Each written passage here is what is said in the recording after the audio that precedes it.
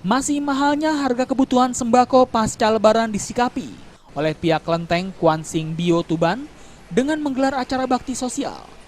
Bakti sosial ini diwujudkan dengan memberikan sembako gratis kepada sedikitnya 500 warga kurang mampu yang tinggal di sekitar tempat ibadah umat Tridharma tersebut. Sembako cuma-cuma yang berisi beras sebanyak 3 kg dan 2 bungkus mie instan tersebut diberikan dengan menukar kupon yang sebelumnya telah dibagikan warga. Pemberian sembako dengan cara mengantri tersebut disambut warga dengan senang hati. Apalagi harga sembako pasca Lebaran hingga kini belum ada indikasi akan turun. Ambil apa, Bu? Apa isinya apa aja? Beras sama mie. Terus gimana, senang Bu dapat sembako, Bu? Ya, senang Pak. Kita melakukan bakti sosial untuk warga sekitar.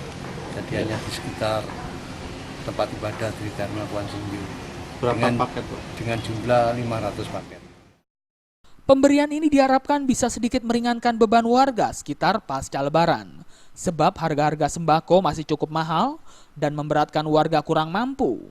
Dari Tuban, Jawa Timur, Sumali Malwapati melaporkan.